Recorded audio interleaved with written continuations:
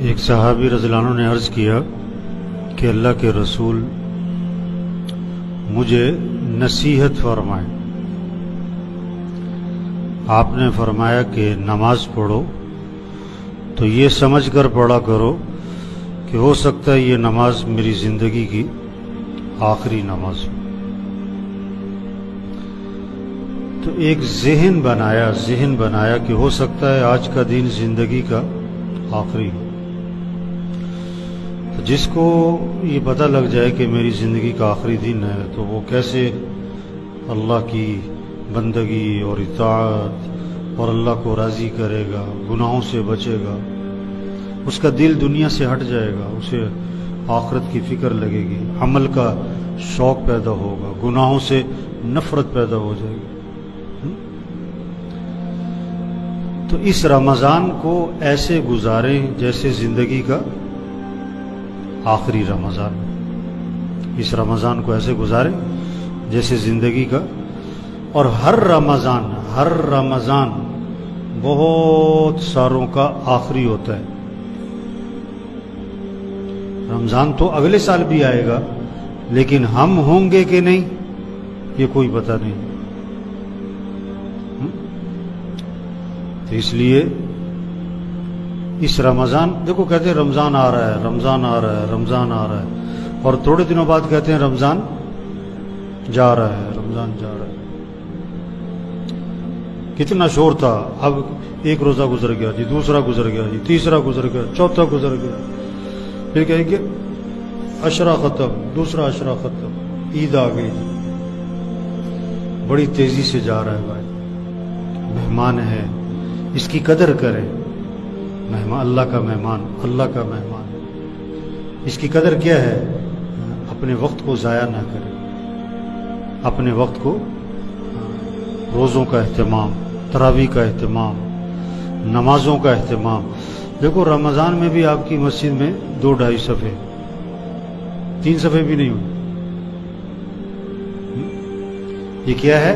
یہ دکھ کی بات، یہ افسوس کی بات، یہ پریشانی کی بات ہے۔ شیاطین بند ہو گئے، اللہ کی رحمت متوجہ ہے، اور جنت کے دروازے کھل گئے اور جہنم کے دروازے بند ہو گئے۔ عمومی طور پر دل نرم ہو گئے۔ تو اس کا تقاضا کیا تھا؟ مسجد بھری ہو، مسجد بھری ہو۔ اب اس کے لیے سب مل کر محنت کریں، سب مل کر محنت کریں، ایک ایک کو سمجھائیں، ایک ایک کو سمجھائیں۔ کوئی پوری کالونی میں نماز چھوڑنے والا نہ ہو، کوئی روزہ چھوڑنے والا نہ ہو، 100% روزہ رکھے۔ یہ نہیں کہ گرمی ہے، یہ نہیں کہ ہمیں کام پہ جانا ہوتا ہے۔ ایک طبقے کا ذہن بنا ہوا ہے کہ روزہ کون رکھے؟ جو فارغ ہے، ہم نے تو کام پہ جانا ہوتا ہے۔ صحابہ وہ فارغ ہوتے تھے، جب قرآن میں حکم آیا روزہ رکھنے کا تو صحابہ کے کام کوئی نہیں ہوتے تھے۔ ایک طبقہ کیا کہتا ہے؟ ہمارے گھر کون سا اے سی لگا ہے جی؟ روزہ کیوں نہیں رکھتے؟ کہتے ہمارے گھر کون سا اے سی لگا ہے؟ تو صحابہ کے گھر اے سی لگے ہوئے تھے۔ جب قرآن میں حکم آیا روزہ رکھو تو گھر گھر اے سی لگے ہوئے تھے۔ روزہ رکھنا ہے، ہر مسلمان میں جذبہ ہو، ہم اللہ کے بندے ہیں، ہمیں اللہ کی ماننی ہے، ہمیں گرمی سردی کو نہیں دیکھنا، ہمیں بھوک پیاس کو نہیں دیکھنا، ہمیں تو اللہ کے حکم کو دیکھنا ہے۔ روزہ رکھنا ہے، تراویح پڑھنی ہے۔ ایک بہت بڑا طبقہ ہے تراویح پڑھتا ہی نہیں، اس کی نیت ہی نہیں۔ صحابہ چھوٹے چھوٹے بچوں کو روزے رکھواتے تھے، چھوٹے چھوٹے بچوں کو، اور شام پڑ جاتی اور تو انہیں کھلونے دیتے تاکہ کھیلتے رہیں اور وقت پورا ہو جائے۔ یہ جذبہ پیدا کریں، روزہ رکھنا ہے، تراویح پڑھنی ہے۔ یہ قرآن کا مہینہ، رمضان قرآن کا مہینہ ہے۔ رمضان میں قرآن نازل ہوا، ساری آسمانی کتابیں رمضان میں نازل ہوئی۔ گھروں میں فضا بنے قرآن پاک کی، 5 سپارے روزانہ، 6 سپارے، 8 سپارے، 4 سپارے، 2 سپارے، کم از کم 1 سپارہ۔ اب آج 5واں روزہ آ گیا، ہر ایک اپنے آپ سے پوچھے کتنے سپارے پڑھے روزانہ؟ گھر کا ہر فرد قرآن پڑھ رہا ہے کہ نہیں پڑھ رہا ہے؟ پرسوں میرا بیان تھا ایک جگہ، تو میں نے اس پر بہت زور دیا کہ رمضان ہے، قرآن کا مہینہ ہے، قرآن پہ زور لگاؤ، ہر ایک قرآن پڑھے، بچے بوڑھے بھی قرآن پڑھیں، مرد عورت سب قرآن پڑھیں، جتنی زیادہ تلاوت ہو سکتی ہے، قرآن کا شوق ہو، قرآن سے عشق ہو، قرآن سے محبت ہو، تلاوت کا مزاج ہو۔ تو بیان کے بعد ایک ساتھی آیا، کہنے لگا آج کل میں روزانہ ایک قرآن ختم کرتا ہوں، پرسوں کی بات، روزانہ ایک قرآن۔ ابھی ایسے لوگ ہیں، جتنے بھی ہمیں نا اپنے گھروں میں فضا بنائے، قرآن پڑھنا ہے، ذکر کرنا ہے۔ آپ صلی اللہ علیہ وسلم نے فرمایا کہ رمضان میں 4 چیزوں کی کثرت کرو، رمضان میں 4 چیزوں کی کثرت کرو۔ ایک، لا الہ الا اللہ، لا الہ الا اللہ، لا الہ الا اللہ، اس کو کثرت سے بولو، کثرت سے بولو۔ اگر ہر نماز کے بعد بھی چلو ایک دفعہ ایک تسبیح کر لے، 5 تسبیح ہو گئے، کیا مشکل ہے؟ 3 منٹ لگتے۔ آپ صلی اللہ علیہ وسلم نے فرمایا جو 100 مرتبہ پڑھے لا الہ الا اللہ، لا الہ الا اللہ 100 مرتبہ روزانہ، جب قیامت کے دن اٹھے گا تو اس کا چہرہ 14ویں رات کے چاند کی طرح چمک رہا ہو۔ گھر کا ہر فرد پڑھے۔ دوسرا، رمضان میں کثرت کرو استغفار کی، استغفر اللہ الذی لا الہ الا هو الحی القیوم واتوب الیہ، استغفر اللہ ربی من کل ذنب واتوب الیہ، رب اغفر وارحم وانت خیر الراحمین۔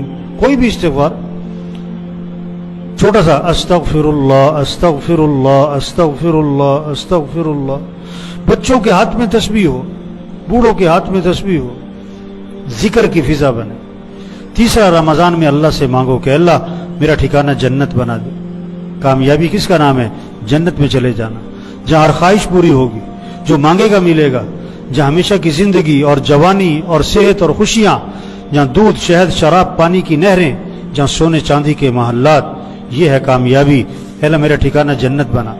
چوتھا کہ اللہ مجھے جہنم سے بچا لے۔ ناکامی جہنم میں چلے جانے کا نام۔ ساری دنیا کا بادشاہ تھا، مر کے جہنم میں گیا، ناکام۔ 10 کنال کا بنگلہ تھا، مر کے جہنم میں گیا، ناکام۔ 4 کروڑ کی گاڑی تھی، مر کے جہنم میں گیا، ناکام ہے۔ کہ اللہ مجھے جہنم سے بچا۔ تو یہ رمضان کا مہینہ، اس میں کثرت ہو لا الہ الا اللہ کی، استغفار کی، اللہ سے جنت کا مانگنا ہو اور جہنم سے پناہ مانگنا۔ دعاؤں کی فضا بنے۔ افطار کا وقت دعا کا وقت ہے، سحری کا وقت دعا کا وقت ہے۔ کم از کم 10 منٹ 15 منٹ گھر کا ہر فرد دعا مانگے۔ اب ابھی سحری ہوئی ہے، اب ہر ایک اپنے آپ سے پوچھے 10 منٹ دعا مانگی، 15 منٹ دعا مانگی؟ چلو کم از کم بیٹھ کے 5 منٹ دعا مانگی کہ نہیں؟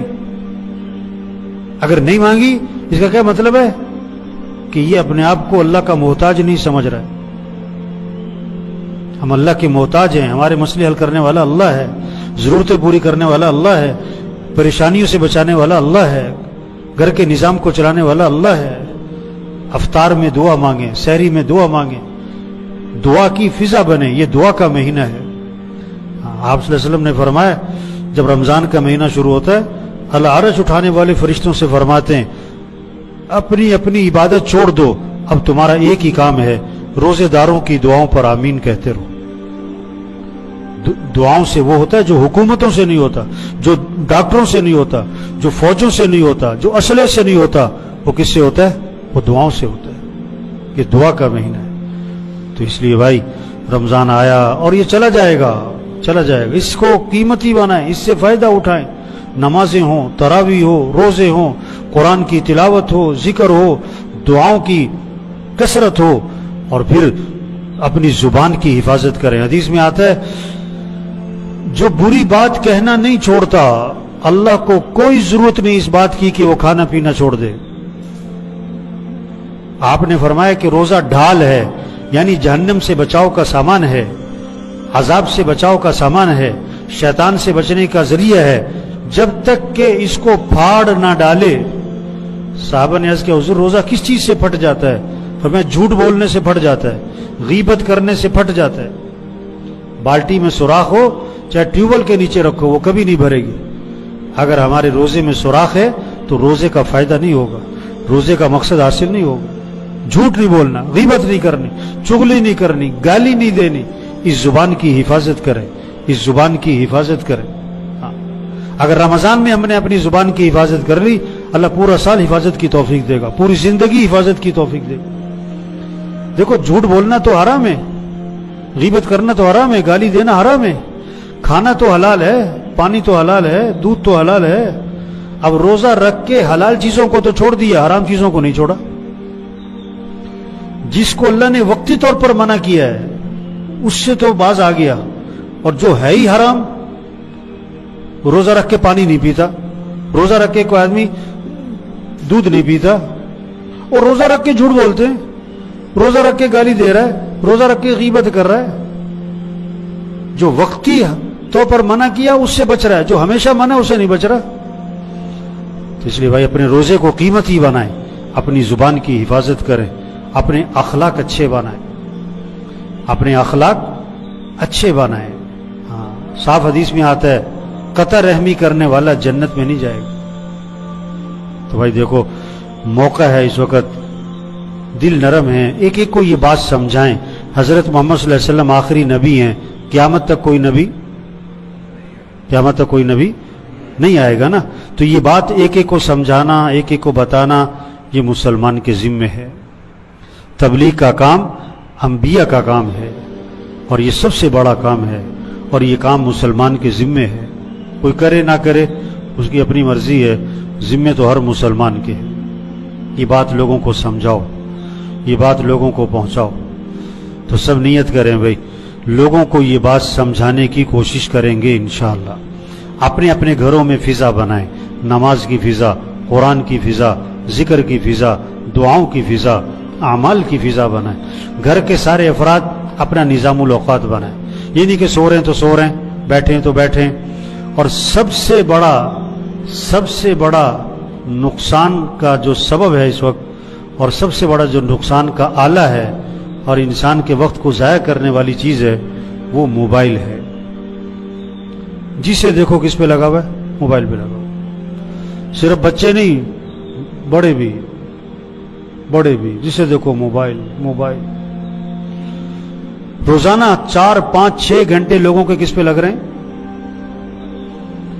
4 5 6 گھنٹے لوگوں کے موبائل پہ لگ رہے ہیں۔ توبہ۔ جو وقت قرآن پہ لگتا، جو وقت ذکر پہ لگتا، جو وقت دعاؤں پہ لگتا، جو وقت وہ کہاں لگ گیا؟ موبائل پہ۔